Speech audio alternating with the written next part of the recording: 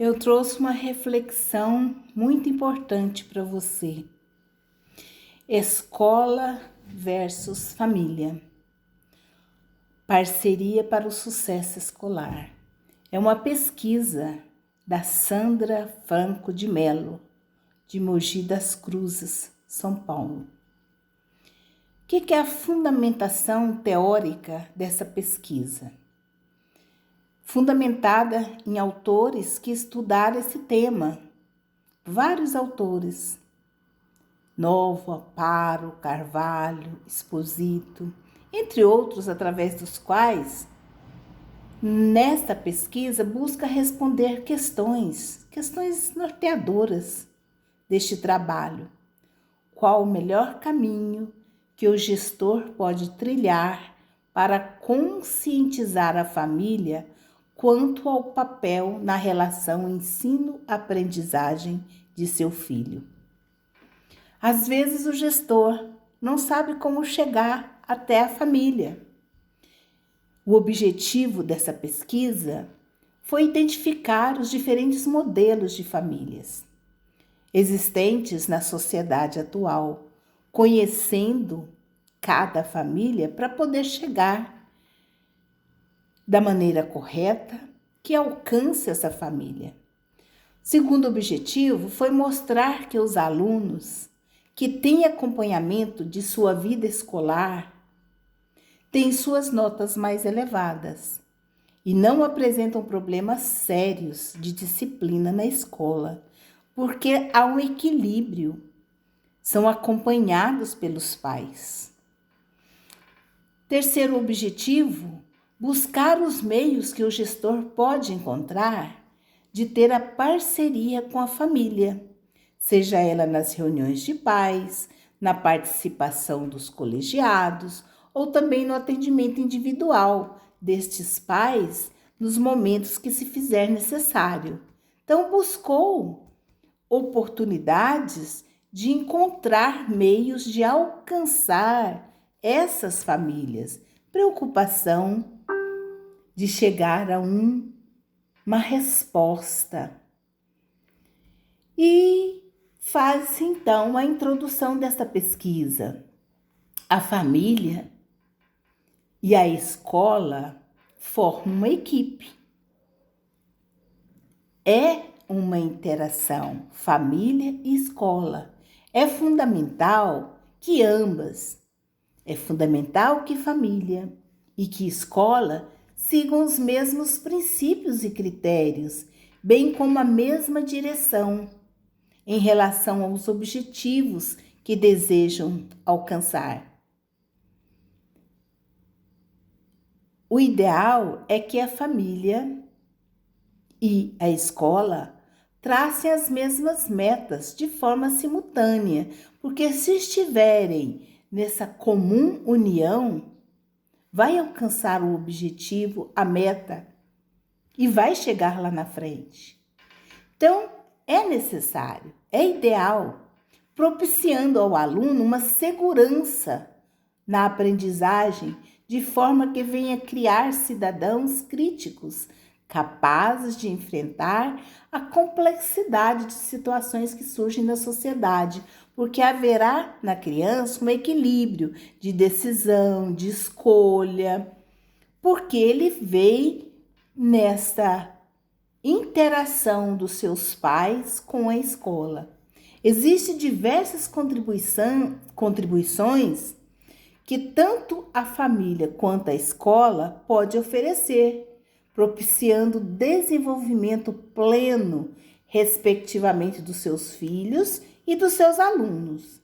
Então, essas contribuições da família é fundamental para um bom cidadão. Vamos falar um pouquinho dos modelos de família, segundo Ferreira. Famílias são pessoas aparentadas, que vivem geralmente na mesma casa, particularmente o pai, a mãe e os filhos. Principal da família. A família patriarcal. Na definição da família patriarcal, agora nós vamos buscar na psicologia.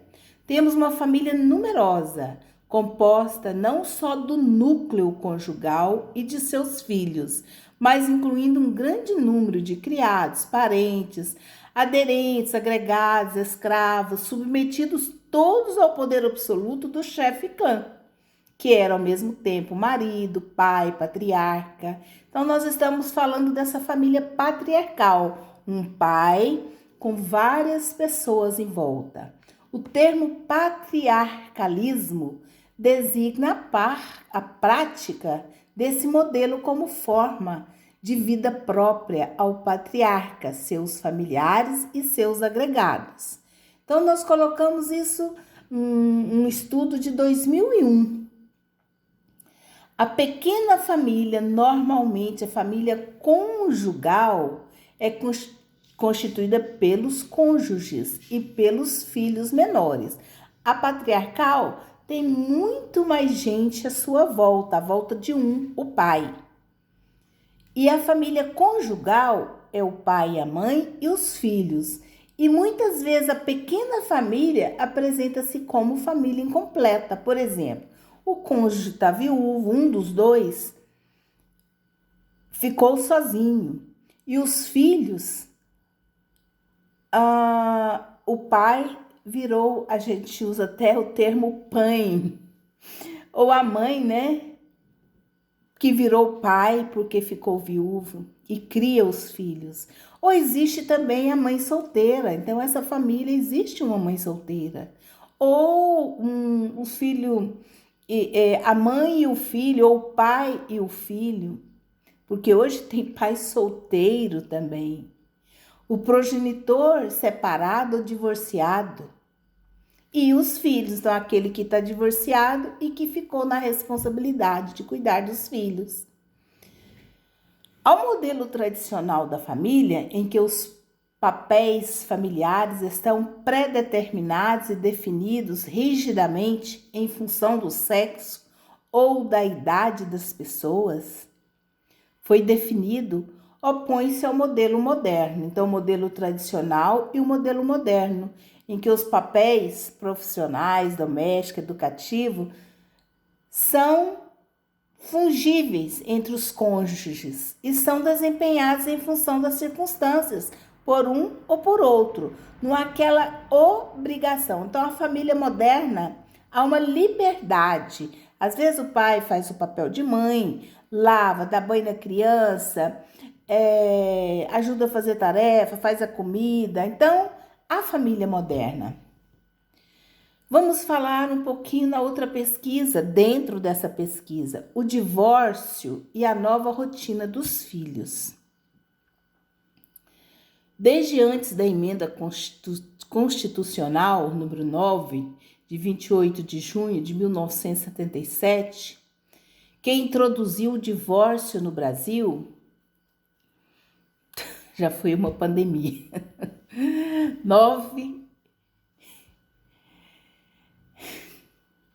Número 9 da emenda constitucional, 28 de junho de 1977, no meu mês, hein? Junho. Introduziu o divórcio no Brasil. Exaustivos estudos vêm contribuindo para a evolução das instituições da separação e do divórcio, vendo aquilo que acrescentou ou que diminuiu muito na família.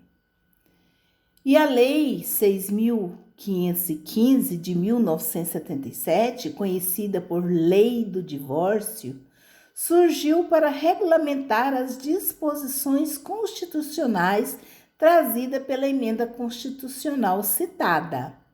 A Constituição Federal de 1988 manteve o divórcio como forma de dissolução da sociedade conjugal, após prévia separação judicial por mais de 1 ano ou comprovada a separação de fato por mais de 2 anos, aqueles que não moram mais juntos. E os filhos, como ficam a partir desta lei que regulamenta o divórcio entre os cônjuges? Para minimizar o sofrimento dos filhos, os pais devem, antes de mais, promover uma postura de verdade. Então, é a decisão. E essa nova rotina familiar deve ser apresentada à criança, decide. Ou o pai vai ficar com os filhos, ou a mãe vai ficar com os filhos. Apresentada à criança serenamente, para que essa criança sinta segurança e confiança na sua nova vida. A gente fala muito assim, os pais estão se divorciando, mas eles não se divorciam dos filhos.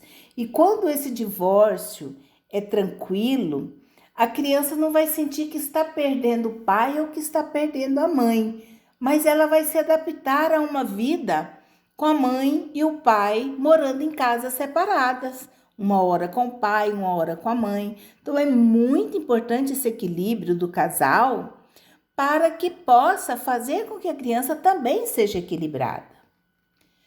Garantir às crianças que os dois progenitores, que o pai e que a mãe, vão continuar a acompanhá-la.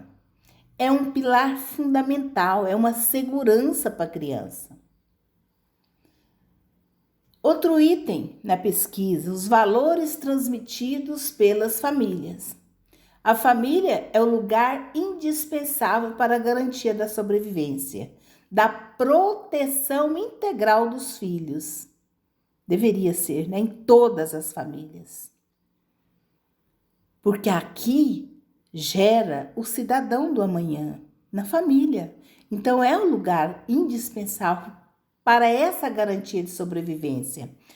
Sobrevivência na alimentação e no crescimento, proteção integral dos filhos e demais membros da família, independente do arranjo familiar, né? Se convive ali, ou da forma como vem se estruturando. É a família que propicia os aportes afetivos. É a necessidade do afeto, do toque e, sobretudo, também propiciando bens materiais necessários ao desenvolvimento, bem-estar dos seus componentes na família. Então, desempenha um papel decisivo na educação formal e informal. É aquela educação de comportamento, é aquela educação de fala, é aquela educação de criança que, quando ela for o cidadão, veio do berço aquilo que foi ensinado. E na família é esse espaço que é absorvido os valores éticos, os valores humanitários. É desde o começo, na família, que se forma. Não é lá fora. Mas quando vai lá para fora, a criança cresce, ela já vai com essa formação ética, humanitária, os princípios, os valores que os pais ensinaram. Então, ela vai conviver no mundo com aquilo que ela já aprendeu. E onde se aprofundam os laços de solidariedade. É na família que isso é exercido.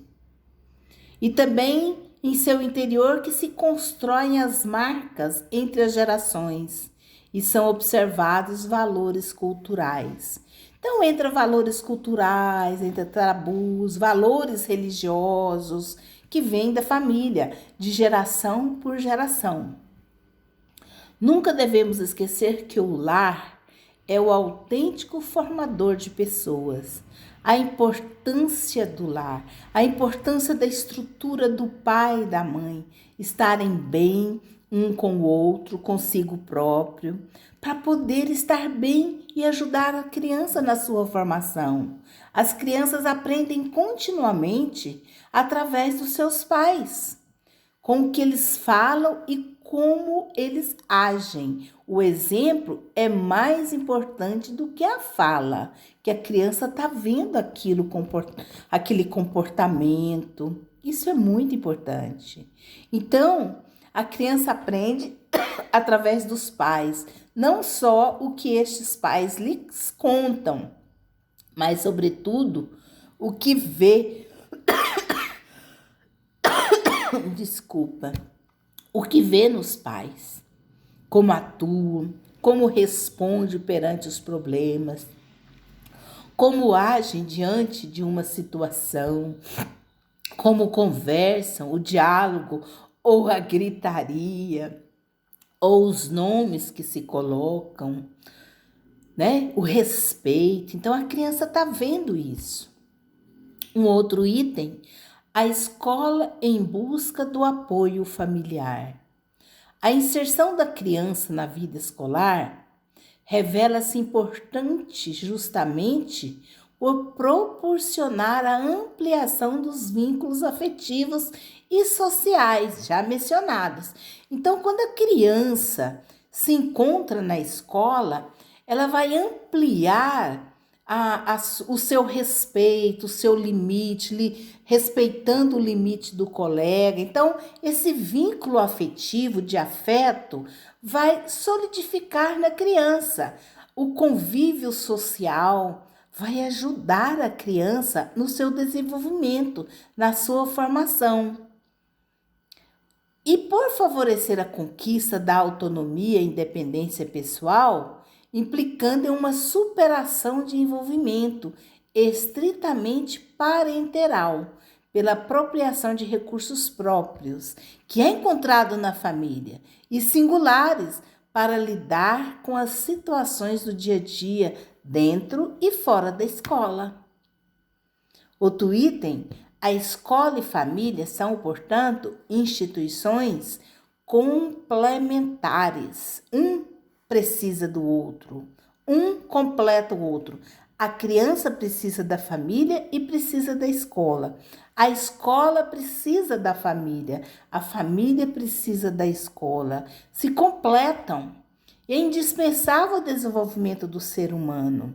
E diante de tais evidências, torna-se facilmente compreensível a relevância, essa importância da construção de uma verdadeira parceria entre ambos. Exposito disse isso em 2008.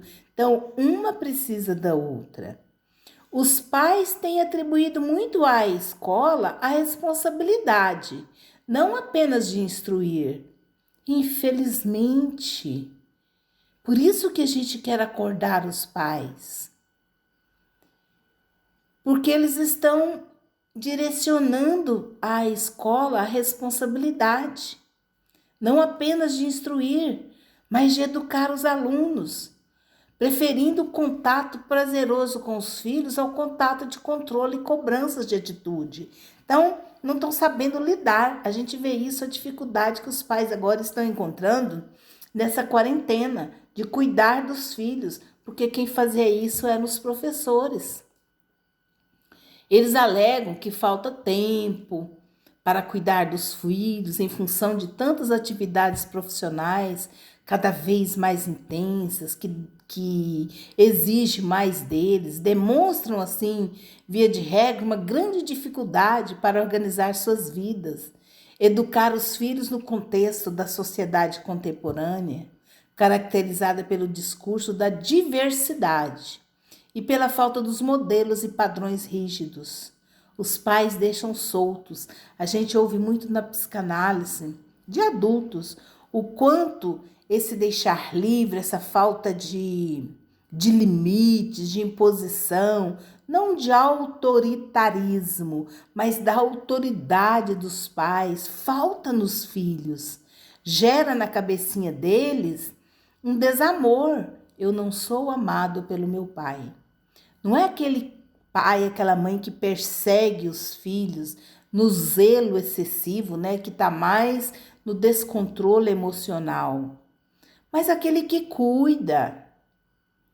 Então, é necessário essa busca de olhar, ter uma visão da presença do filho, estar perto, cuidar, saber dele. É uma visão positiva de ver o que é certo, ver o que é errado. Caso contrário, os filhos vão pensar que não são valorizados, não são amados. E aí os pais estão deixando isso para os professores.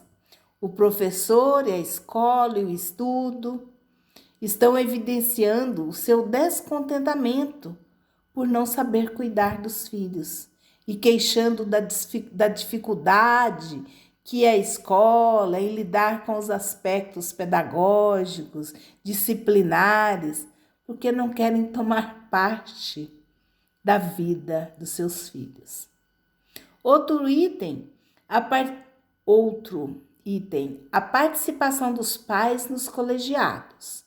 Como colegiado na escola pública, nós temos a associação de pais e mestres, o conselho de escola, o conselho de classe, de série.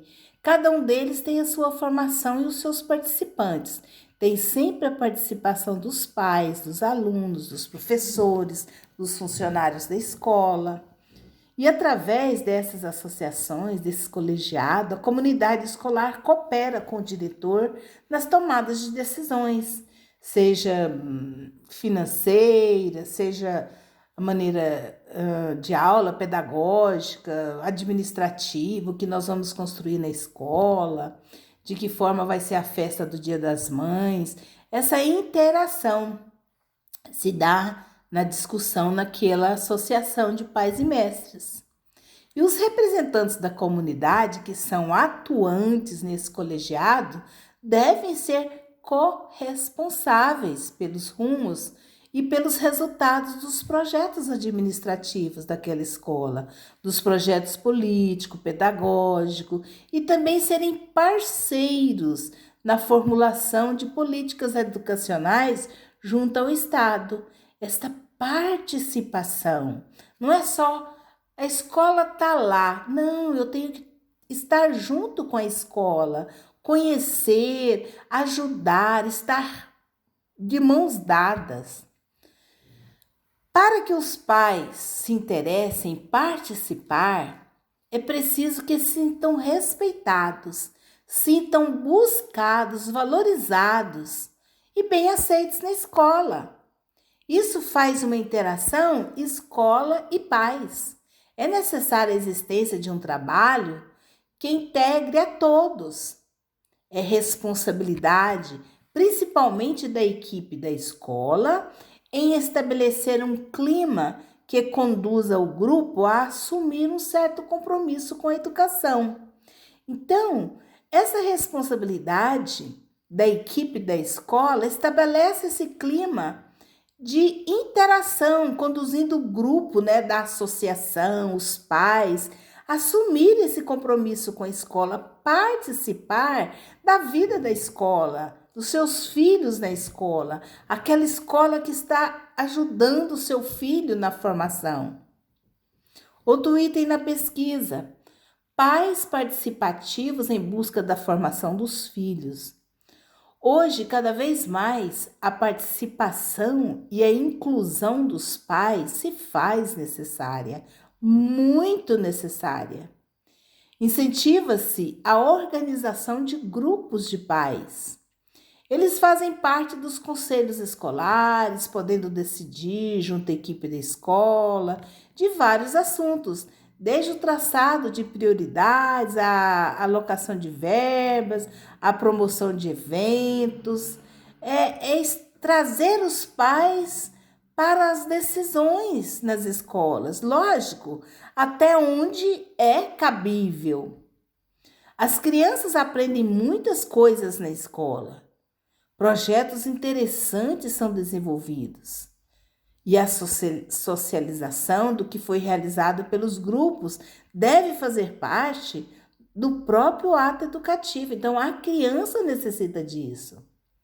Na medida em que os conteúdos escolares deixam de ser percebidos como verdadeiros pacotes de conhecimentos universais a serem digeridos pela criança, passa a ser considerado como práticas culturais que se manifestam no domínio da representação, da leitura do mundo, dos atores envolvidos que são os alunos.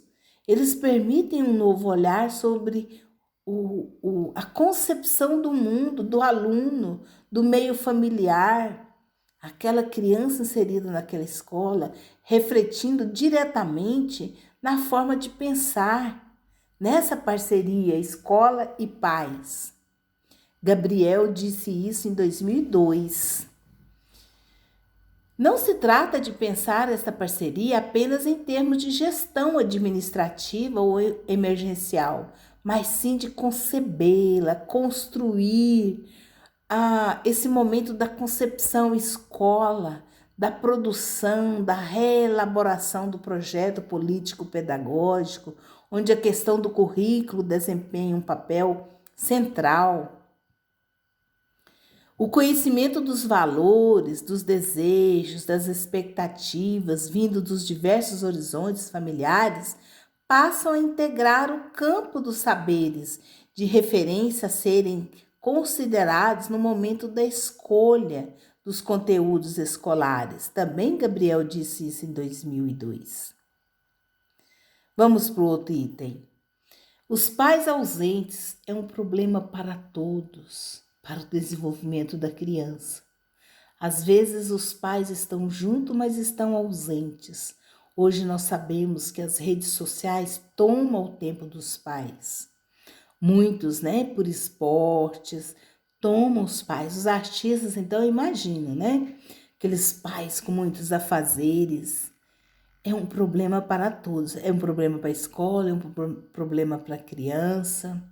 A gente não diz que é para ficar 24 horas para a criança, sair do emprego para tomar conta da criança.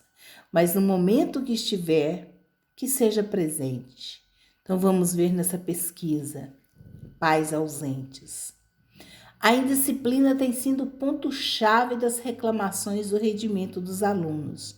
Lógico, há uma revolta dentro deles, é uma revolta inconsciente. Aí nós entramos para falar na criança que não tem os pais presentes, dentro delas há uma rejeição. Eles não gostam de mim, a cabecinha não consegue formular. Meu pai está trabalhando, viajou. Não, elas só têm aquele sentimento, eles não gostam de mim. E há dentro delas uma explosão de revolta. Por isso que é essa indisciplina. É a criança indisciplinada. Alunos desinteressados, famílias que não colaboram, pois não querem ouvir o lado do professor ou o lado da direção da escola. O avanço tecnológico não é acompanhado pelas escolas, não consegue alcançar. A falta de material pedagógico. Então, tem vários fatores que levam vamos dizer assim, ao problema para todos, mas principalmente para o aluno. Esses e outros questionamentos levam a escola a ficar encurralada e não conseguir manter a ordem na unidade escolar. Os pais não estão presentes, a tecnologia, lá está tudo quebrado, amontoado, não consegue acompanhar. Eu falo que deu um rendimento, As professoras tiveram que reinventar a dar aula online, tiveram que aprender a mexer com essa tecnologia. Quem não gostava de WhatsApp, não gostava de reunião pelo Zoom, Agora teve que remodelar. Então deu uma crescida boa. Nós temos que tirar grandes proveitos do positivo dessa pandemia, desse desconforto, porque tem muito positivo que aconteceu. Tá fisgando, tá fixando só nas coisas ruins, não. Vamos fixar no que foi bom, na criatividade que o povo teve que fazer, teve que aprender, teve que estudar. Então, problema é esses e outros que eu mencionei lá, da ausência dos pais, da escola na tecnologia, da direção na escola, leva uma escola a ficar encurralada e não conseguir manter essa ordem na escola. Muitas vezes, ao tentar fugir dos padrões autoritários, a família não consegue estabelecer novos padrões, porque, vamos falar uma palavra bem simples, deixa frouxa, a criança faz o que quer. Então não traz esses padrões, não, eu não vou fazer isso, porque lembra que os pais foram rígidos demais. Nós estamos falando em equilíbrio. Então, quando falta limites na educação dos filhos, os filhos ficam perdidos. Outra pontuação aqui, na fase da adolescência, a ausência de clareza, a desorientação, torna-se um complicador para o jovem. A total liberdade que a família assegura aos filhos, são livres, né? Acaba levando-os à perda de referência significativa, porque eles não têm um ponto a quem recorrer, eles são livres, podem fazer de tudo. Isso vai complicar o seu desenvolvimento e amadurecimento psicológico. A Silvia disse isso em 2002. Família e escola são referenciais decisivos para a formação humana.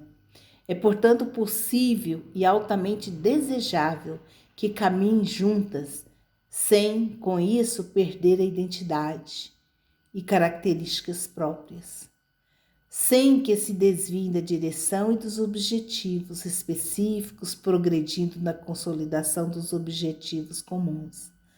A formação do ser do cidadão ético e crítico, que se assuma como sujeito de sua própria existência e possa exercer sua cidadania, uma ação transformadora do mundo, precisa dos pais, precisa da escola. A escola precisa dos pais e os pais precisam da escola. Muito fácil de entender. Não é ser pai, mas participar, né? Pai e mãe. Vamos ver as considerações finais do trabalho.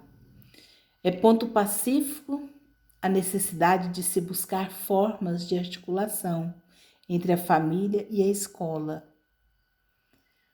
Alcançar os pais que não têm tempo de ir à reunião, que não querem nem ir lá buscar e conversar com o filho, aquele momento de buscar o boletim é uma interação dos pais com a professora do seu filho. E muitos não querem nem ir lá, vai com raiva, vai por obrigação. As escolas inventam, né? Faz um lanche, cria alguma coisa para atrair aqueles pais e na realidade os filhos dele. Fácil falar sobre isso, mas difícil ser cumprido. Quando a educação hoje é algo permanente por toda a vida, sempre foi e sempre será. É um processo continuado, não é uma etapa. Nós mudamos de ano, mas estudar para entrar no mercado de trabalho, para formar família. Essa relação família-escola não diz respeito apenas aos filhos e alunos, mas a todos, familiares, professores, comunidade em geral. Cabe à família educar, transmitir os valores necessários para o ser humano viver em sociedade, buscando sempre o caminho do bem, a ascensão profissional, pessoal, sem prejudicar o próximo. A escola leva o aluno a construir os conhecimentos necessários. É muito importante construir a criança e a escola, junto com os pais, coloca em prática, preparando o cidadão de amanhã. Independente do modelo de família do qual o aluno faz parte, só do pai, só da mãe, o pai com a mãe, mas deve estar presente na vida do filho e deve estar presente na vida escolar para poder acompanhar e dar o respeito necessário para que o mesmo tenha um bom desempenho escolar. Cabe à escola proporcionar uma ligação com a família, através das reuniões de pais, de palestras que tratam de temas significativos, principalmente que tenha a família como participante do colegiado, que busque os pais para participarem dessas associações, para que possa ter essa visão, os pais conhecerem de perto do quanto a escola trabalha em função do aluno, tentando encontrar decisões da aprendizagem dos alunos. Como vimos no decorrer dessa pesquisa, mostra muitos direitos, mas deixa também muito a desejar em relação aos deveres da família. Então, a família tem o direito, mas ela também tem o dever, assim como todos, né? Os pais, os professores têm o direito e têm o dever, Como aluno, ele tem o direito, mas ele também tem o dever. Isso faz parte do equilíbrio. Todos têm uma missão a cumprir, seja ela qual for. A responsabilidade é de extrema importância para todos. A família cabe o direito de proteger o seu filho e também o dever de educá-lo, transmitir os valores necessários para que se forme um homem que eu digo no todo, né? Para que se forme uma mulher de bem, do bem, para fazer o bem. E também a família tem o dever de acompanhar por toda a vida, pois essa é a principal tarefa da família: proteger os filhos, ensinar, educar. A escola cabe relacionar-se bem com todos, socializar ali com os colegas, socializar com os pais, com os professores, com os alunos, e principalmente ter esse contato como primordial para a construção do conhecimento que vai acontecendo, que seja de forma prazerosa, que seja de forma agradável e não uma obrigação, mas uma conscientização de que isso é bom. Então, essa pesquisa, como eu disse lá no começo, ela foi feita para que os pais se conscientizem e se unem às escola, né? Ou à escola do seu filho. Foi uma pesquisa da Sandra Franco de Mello. Um grande abraço, boa reflexão.